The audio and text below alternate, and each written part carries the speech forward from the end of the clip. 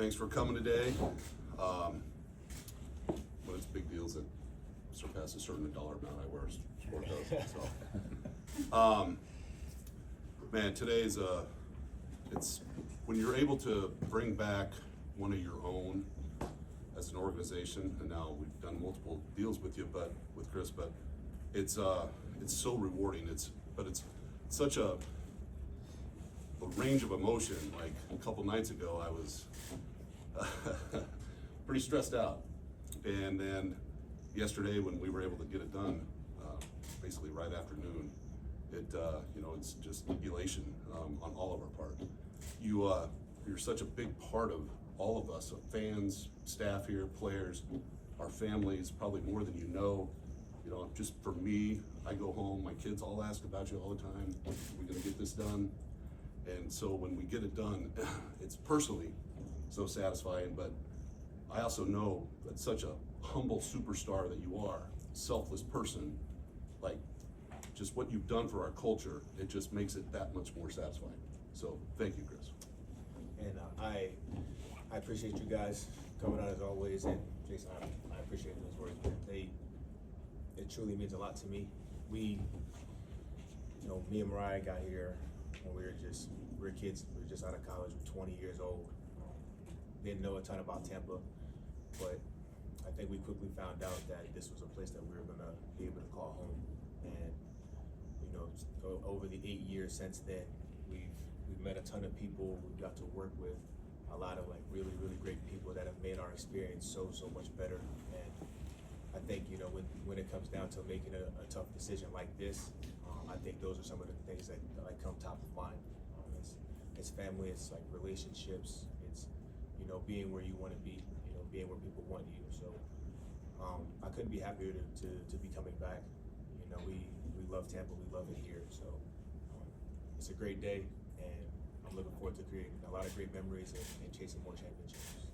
Chris, you've had the misfortune of having serious injuries, season-ending injuries in both of your contract years. Mm-hmm. Yet this organization and Jason Light has not let you hit free agency and given you fair market deals both of those times, trusting you in your rehab process. What has that meant to you that this has happened not just once but twice now?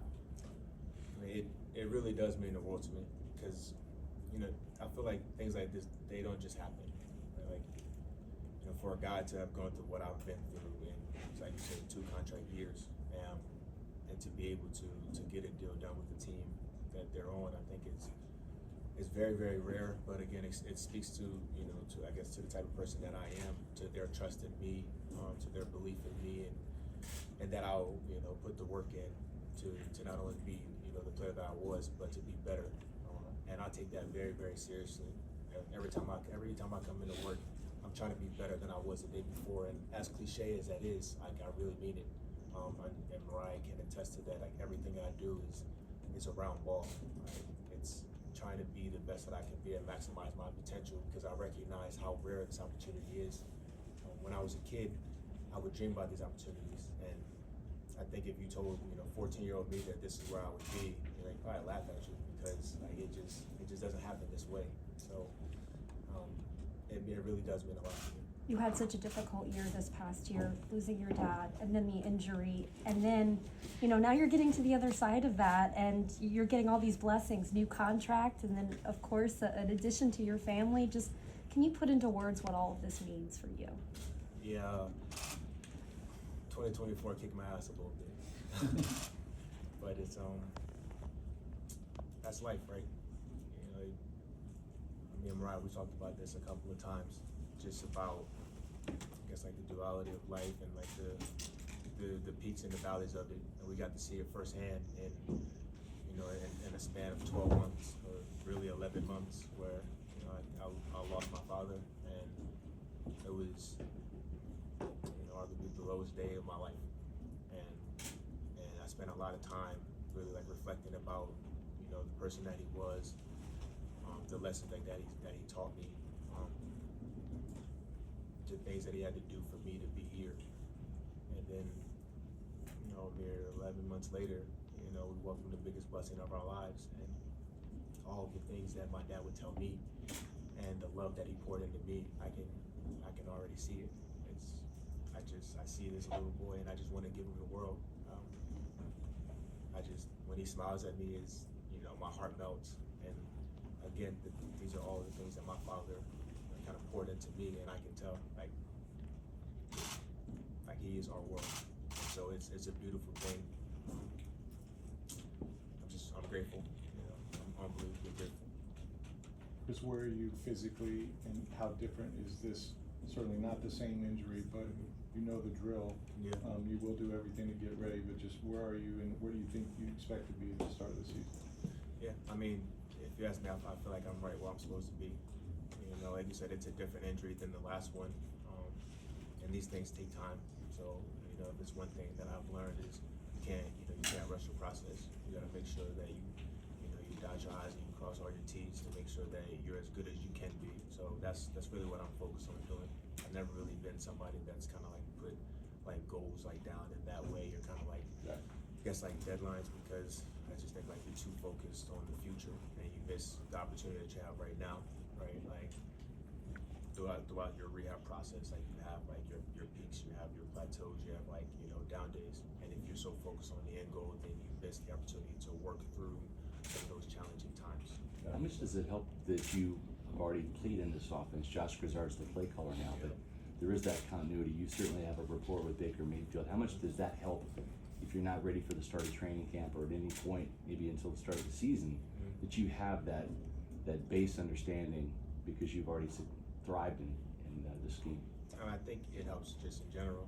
Like that familiarity with the people that you're working with, it makes a huge difference. And as somebody that, the last couple of years we've had new coordinators, and they've changed. We've had new offenses to learn, and it's not an easy thing to do. Like there's so many like intricate, like nuanced pieces of an offense that it really helps that we're gonna have a lot of like familiarity with that, and not only in the scheme but in the people that we're working with, because they've had a year of working with us and understanding how we are, like understanding how we communicate, the terminology, understanding how we see the game, and the same thing vice versa. So I think it's going to be a big advantage for us, not just me, but for us like as an offense. So I'm excited about it.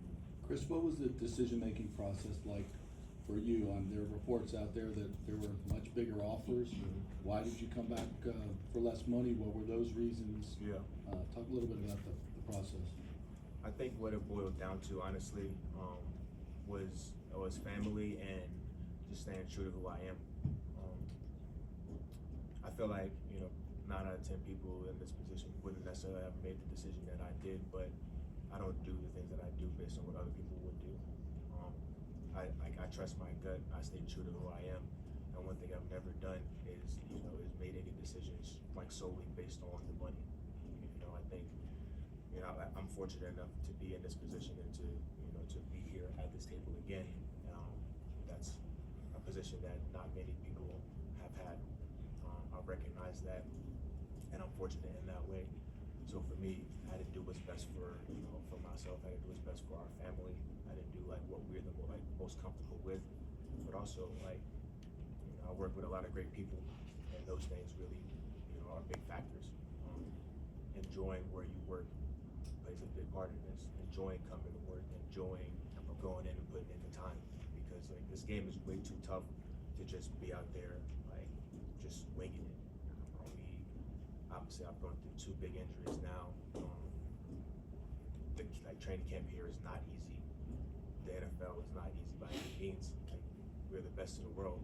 Like 32 teams, the best in the world at what we do. So you have to really enjoy doing it, or it's not going to work the same way like that it needs to. So there were a lot of things that factored into it, but those are some of the top ones. Jason, can you speak to how rare that is from your perspective to have a player? There were reports, $30 million to leave that on the table, and what that means from an organizational standpoint into you. Yeah, it definitely is rare.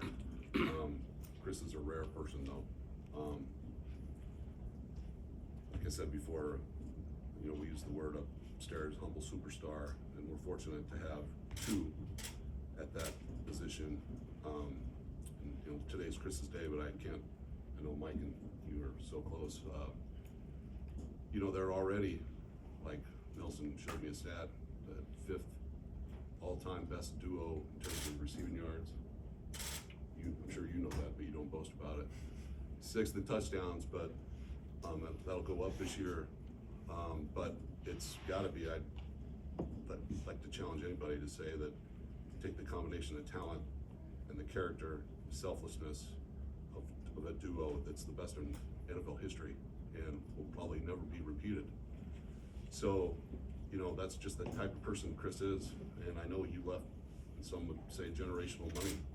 And, you know, people always give us kudos for betting on Chris, you know, during his injuries, but he and Mariah, they bet on us. And we're gonna do everything we can to make sure that we make it right for you, chase another ring.